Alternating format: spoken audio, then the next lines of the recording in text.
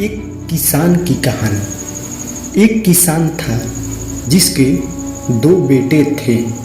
वह बहुत ही आलसी और निकम्मे थे। वह अपने पिता को कामकाज में हाथ बटाने के बजाय आलस किया करते थे, इधर उधर घूमते फिरते थे। किसान को अपने बेटों की बहुत फिक्र थी। वो सोचते थे कि मेरे मरने के बाद इनका क्या होगा, यह अपना पेट कैसे भरेंगे, अपने परिवार को कैसे संभाल पाएंगे। एक दिन किसान की हालत बहुत ही गंभीर थी। कहने का मतलब किसान मरने की हालत में था।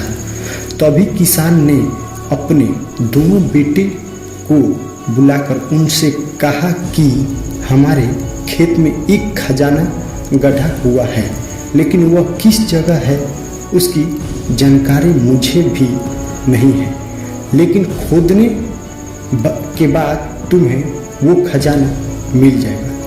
इतना कहकर किसान भगवान को प्यारे हुए। खजाने की खबर सुनकर दोनों बेटों के मन में लालच आ गया और वो दोनों खेत पर चले गए और खेत को खोदने लगे।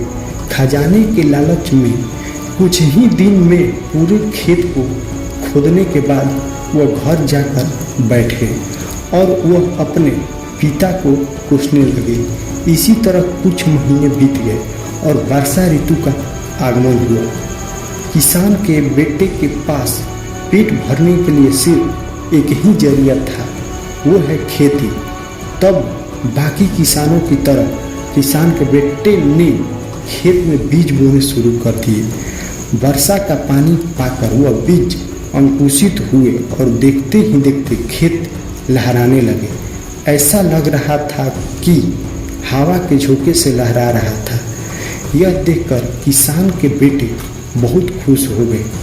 उनको समझ आ गया कि परिश्रम ही सच्चा धन होता है और वो उसी तरह से अपने पिता के शब्दों का मूल भी समझा गए और अपने कामकाज में लग गए।